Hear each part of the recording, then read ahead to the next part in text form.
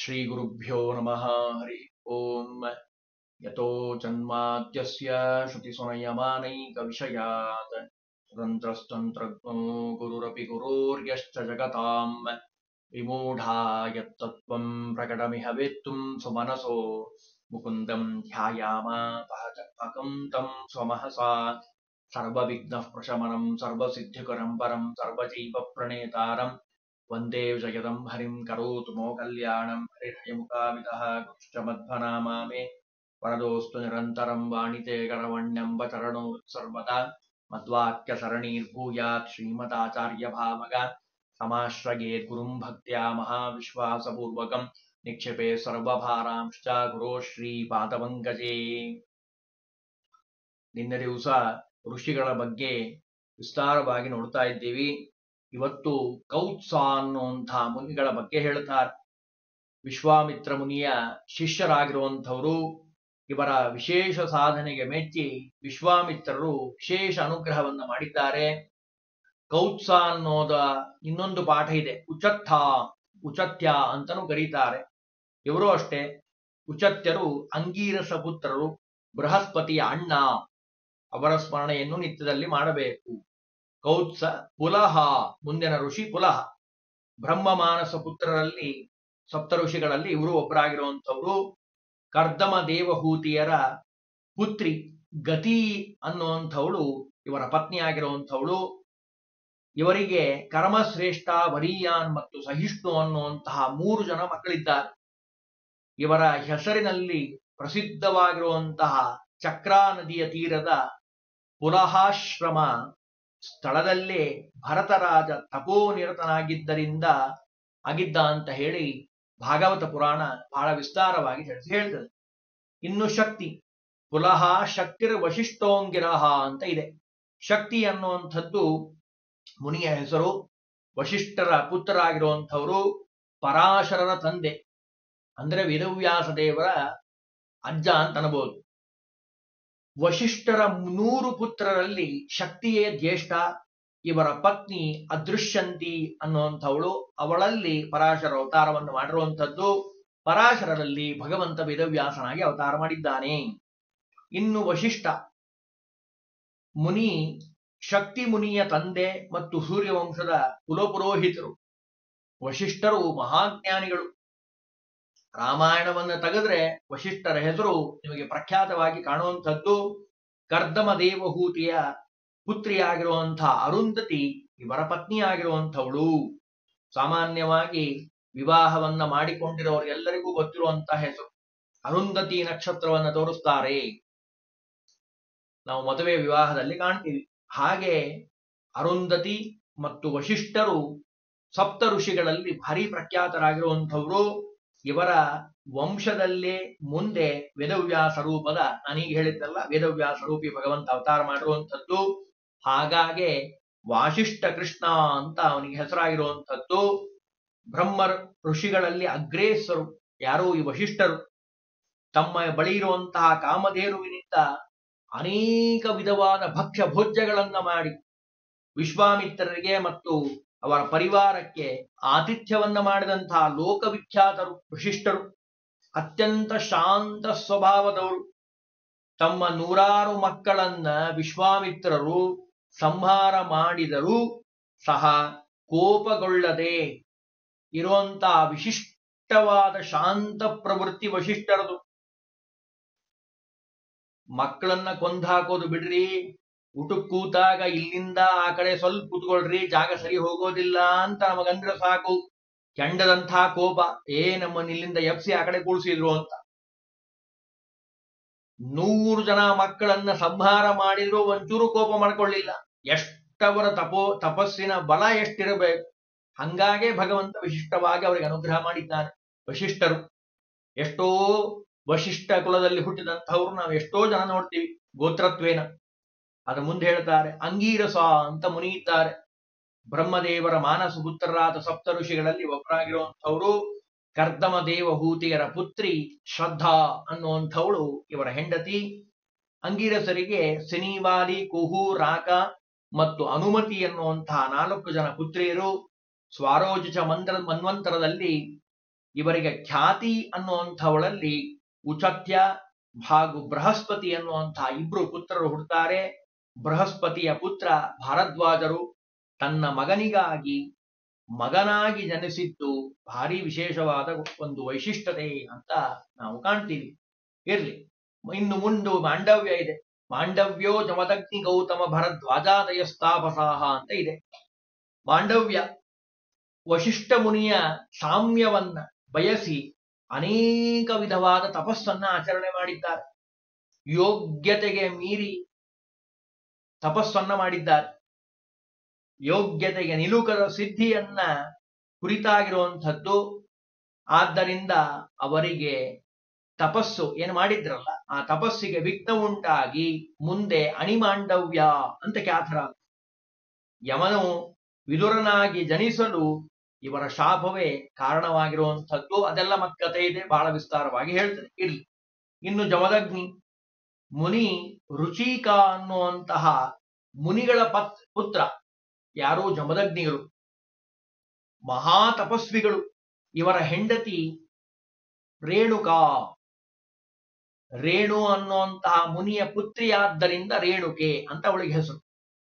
ಇವರಲ್ಲಿ ಭಗವಂತ ಶ್ರೀಹರಿ ಸಾಕ್ಷಾತ್ ಭಗವಂತ ನಾರಾಯಣ ಪರಶುರಾಮ ರೂಪದಿಂದ ಅವತಾರವನ್ನು ಮಾಡಿದ್ದಾನೆ.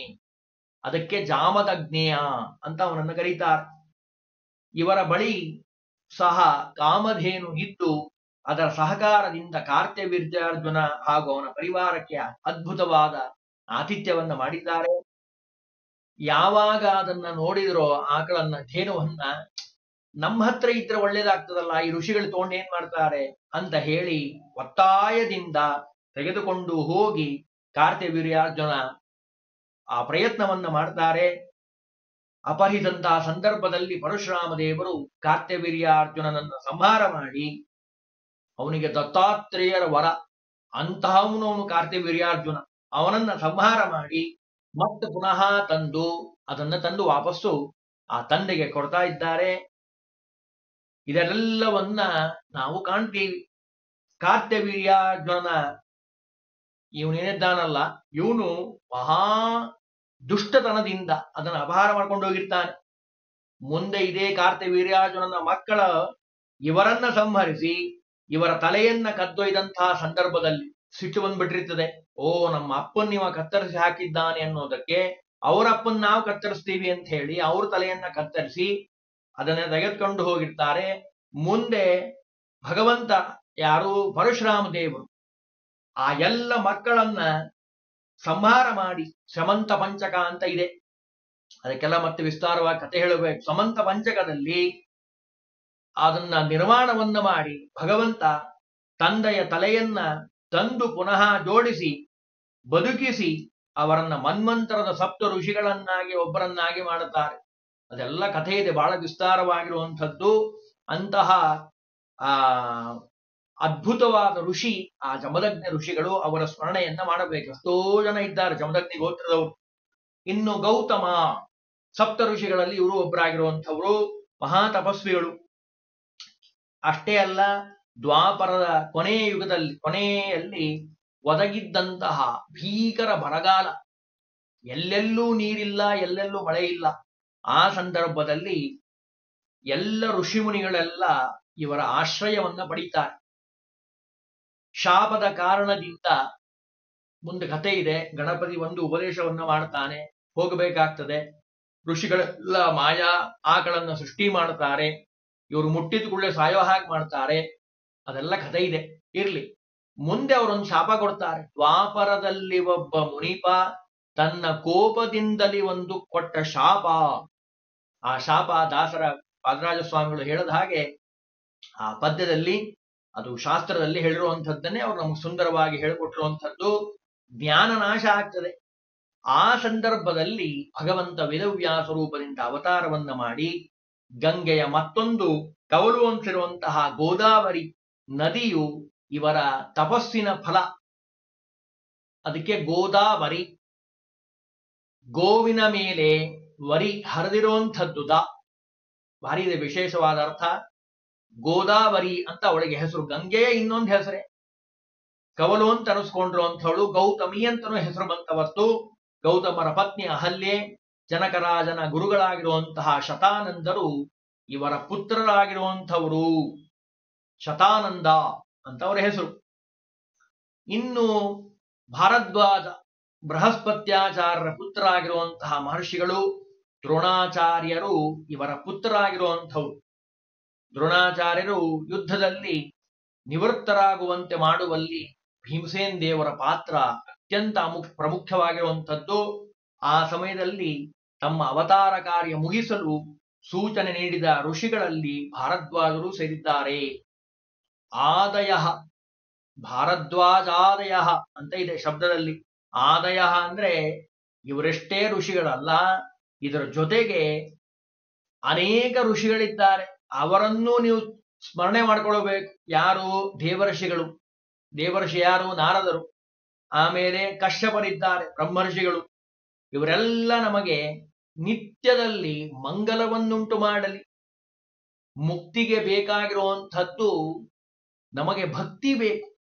ನಮಗೆ ಭಕ್ತಿ ಇಲ್ಲ ಅಂದ್ರೆ ಮುಕ್ತಿ ಇಲ್ಲ. ಭಗವಂತ ನಮ್ಮ ಹತ್ರ ಕೇಳುವಂಥದ್ದು ಬೇರೆ ಏನೂ ಅಲ್ಲ.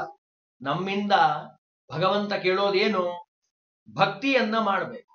ಅದು ತಾರತಮ್ಯೋಪೇತವಾಗಿ ಶುದ್ಧವಾದ ನಿಷ್ಕಾಮನೆಯಿಂದ ಭಕ್ತಿಯನ್ನ ಮಾಡಬೇಕು. ಆ ಭಕ್ತಿಯನ್ನ ಮಾಡಲಿಕ್ಕೆ ಇವರೆಲ್ಲರ ಆಶೀರ್ವಾದ ಬೇಕು. ಮುಕ್ತಿ ಪ್ರಾಪ್ತಿಗೆ ಮುಕ್ತಿ ಸಾಧನ ಅದು ಭಗವಂತನಲ್ಲಿ ಭಕ್ತಿ. ಭಕ್ತಿ ಇದ್ದಾಗ ಮಾತ್ರ ಮುಕ್ತಿ ಆಗ್ಲಿಕ್ಕೆ ಸಾಧ್ಯ. ಇವರೆಲ್ಲ ಗುರುದೇವತೆಗಳು, ಋಷಿಗಳು. ಇದರ ಜೊತೆಗೆ ಇನ್ನೂ ಒಂದು ಹೇಳ್ತಾರೆ, ಬ್ರಹ್ಮರ್ಷಿಗಳ ಜೊತೆಗೆ ಪರಮರ್ಷಿ, ಕಾಂಡರ್ಷಿ, ಶುತರ್ಷಿ, ರಾಜರ್ಷಿ, ಹೀಗೆ ಅನೇಕ ವಿಧಗಳಿದ್ದಾವೆ. ಇವರೆಲ್ಲ ಬಗೆ ಬಗೆಯ ಋಷಿಗಳು. ತಾಪಸಾಹ, ತಪಸ್ವಿಗಳು.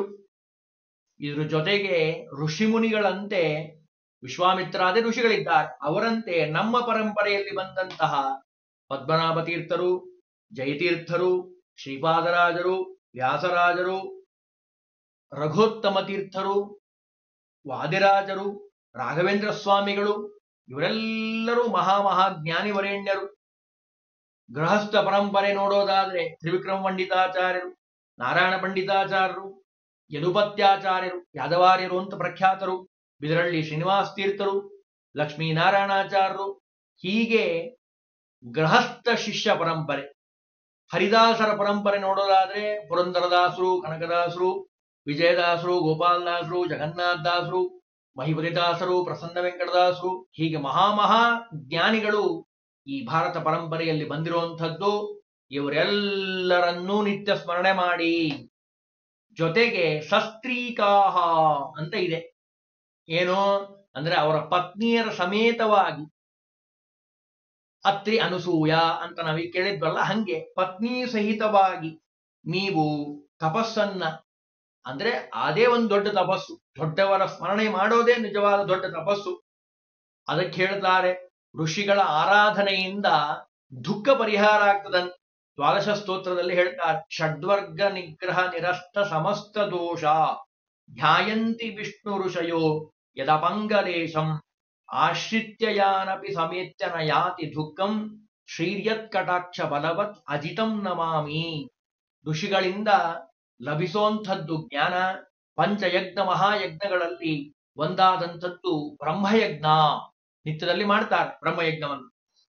ವಿಶ್ವಾಮಿತ್ರರಿಂದ ಗಾಯತ್ರಿ ಮಂತ್ರದ ದೀಪ್ಯ ದೀಕ್ಷೆ, ಪರಾಶರರಿಂದ ವೇದವ್ಯಾಸ ದೇವರ ಅನುಗ್ರಹದಿಂದ ಗ್ರಂಥಗಳ ಅಧ್ಯಯನ, ಭೃಗುಮುನಿಗಳಿಂದ ಸರ್ವೋತ್ತಮತ್ವ ಸ್ಥಾಪನೆ, ಅಗಸ್ತ್ಯ ಮುನಿಗಳಿಂದ ಸಾರ್ಥಕವಾದ ತೀರ್ಥಯಾತ್ರೆ, ಪುಲಸ್ತ್ಯರಿಂದ ತೀರ್ಥ ನಿರ್ಮಾಣ.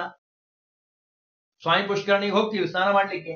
ಪುಲಹರಿಂದ ಪುಣ್ಯಕ್ಷೇತ್ರವಾಸ, ಶಕ್ತಿ ಮುನಿಯಿಂದ ಸಾರ್ಥಕ ಸಂತತಿ, ವಶಿಷ್ಠರಿಂದ ಅಪೂರ್ವವಾದ ಯಾಜ್ಞಿಕವಾದ ನಿಷ್ಠೆ, ಮಾಂಡವ್ಯರಿಂದ ಶಾಪಾನುಗ್ರಹ ಸಾಮರ್ಥ್ಯ, ಜಮದಗ್ನಿಗಳಿಂದ ಆತಿಥ್ಯ ಮಾಡೋ ಗುಣ.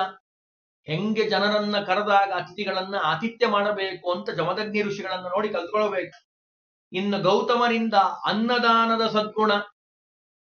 ಒಬ್ರು ಇಬ್ರು ಊಟಕ್ಕೆ ಒಂದು ದಿವಸ ಕರೆದ್ರೆ ದೊಡ್ಡ ವಿಷಯ. ಮನೆಗೆ ಇಲ್ ಬಿಡ್ರಿ, ಮನೇಲೆಲ್ಲ ಮಾಡ್ಲಿಕ್ಕಾಗಲ್ಲ, ಮಠದಲ್ಲೇ ಕೊಟ್ಬಿಡ್ತೀವಿ, ನಮ್ಗೆ ಆಗೋದೇ ಇಲ್ಲ ಅಂತ ಇವರೇ ತೀರ್ಮಾನ ಮಾಡ್ಕೊಂಡ್ಬಿಡ್ತಾರೆ. ಅಂಥದ್ರಲ್ಲಿ ಮಹಾ ಋಷಿಗಳು, ತಪೋಧನರು. ಅವರಿಗೆ 12 ವರ್ಷಗಳ ಕಾಲ ಅವರು ಭೋಜನವನ್ನ ಹಾಕಿದ್ದು ಗೌತಮರ ಒಂದು ವೈಶಿಷ್ಟ್ಯತೆ. ಭಾರದ್ವಾಜನಿಂದ ಅಪೂರ್ವವಾದ ಬೋಧನ ಸಾಮರ್ಥ್ಯ, ಇವೆಲ್ಲವೂ ನಮಗೆ ಸಿದ್ಧಿಯಾಗ್ಲಿ ಅಂತ ಪ್ರಾರ್ಥನೆಯನ್ನ ಮಾಡಬೇಕು. ಶ್ರೀಮಾನತ್ರಿ ಮರೀಚಿ ಕೌಚ್ಛ ಪುಲಹ ಶಕ್ತಿರ್ ವಶಿಷ್ಠೋಂಗಿರ, ಇದೆಲ್ಲ ಹೇಳುವಂಥದ್ದು ಸ್ವಯಂಭು ಮನ್ವಂತರದ ಸಪ್ತ ಋಷಿಗಳು. ಮರೀಚಿ, ಅತ್ರಿ, ಅಂಗಿರಸ, ಪುಲಸ್ತ್ಯ, ಪುಲಹ, ಕ್ರತು, ವಶಿಷ್ಠ. ವೈವಸ್ವ ಮನ್ವಂತರದ ಸಪ್ತ ಋಷಿಗಳು ಕಶ್ಯಪ, ಅತ್ರಿ, ವಶಿಷ್ಠ, ವಿಶ್ವಾಮಿತ್ರ, ಗೌತಮ, ಜಮದಗ್ನಿ, ಭಾರದ್ವಾಜ. ನಾವಿರೋದು ಈಗ ವೈವಸ್ವದ ಮನ್ವಂತರ. ಹಾಗಾಗಿ ಅವರನ್ನ ಪ್ರತಿ ಮನ್ವಂತರಕ್ಕೂ ಬದಲಾವಣೆ ಆಗ್ತಾರೆ. ಅದರಲ್ಲಿ ಈಗ ನಾವು ತೆಗೆದುಕೊಳ್ಳಬೇಕಾಗಿರುವಂಥವ್ರು ಕಶ್ಯಪ, ಅತ್ರಿ, ವಶಿಷ್ಠ, ವಿಶ್ವಾಮಿತ್ರ, ಗೌತಮ, ಜಮದಗ್ನಿ, ಭಾರದ್ವಾಜ, ಸಪ್ತ ಋಷಿಗಳು. ಹೀಗೆ ಋಷಿಗಳು ಅಧಿಕ ಪುಣ್ಯವನ್ನ ಕೊಡುವಂಥವ್ರು. ಕೆಲವೊಮ್ಮೆ ತಪ್ಪು ಮಾಡಿದ್ರೆ ಶಾಪವನ್ನು ಕೊಡುವಂಥವ್ರು. ಅದಕ್ಕೆ ನಾವೇನ್ ಮಾಡಬೇಕು? ಋಷಿಗಳಲ್ಲಿ ಕೇಳಬೇಕು. ನೀವು ಹೇಗೆ ಭಗವಂತನ ಅನುಗ್ರಹವನ್ನ ಪಡೆದಿದ್ದೀರೋ ಹಾಗೆ ನಿಮ್ಮ ಪರಂಪರೆಯಲ್ಲೇ ಬಂದಂಥವ್ರು ನಾವೆಲ್ಲರೂ ಒಂದೊಂದು ಗೋತ್ರದಲ್ಲಿ ಹುಟ್ಟಿದ್ದೀವಿ. ಹಾಗಾಗಿ ಆ ಗೋತ್ರ ಪ್ರವರ್ಕರಾಗುವಂತಹ ಋಷಿಗಳ ಒಂದು ಜ್ಞಾನ, ತಪಸ್ಸು, ನಿಷ್ಠೆ, ಭಗವಂತನ ಆರಾಧನೆ, ನಿತ್ಯದಲ್ಲಿ ಉಪಾಸನೆ ಮಾಡುವಂತಹ ಆ ಭಗವಂತನ ವಿಶೇಷವಾದ ಭಕ್ತಿಯನ್ನ ಆ ಎಲ್ಲ ಋಷಿಗಳು ಕೊಡ್ಲಿ ಅಂತ ಹೇಳಿ ಬೆಳಗ್ಗೆ ಎದ್ದು ಕೂಡಲೇ ನಾವು ನಿತ್ಯದಲ್ಲಿ ಪ್ರಾರ್ಥನೆಯನ್ನ ಮಾಡಬೇಕು.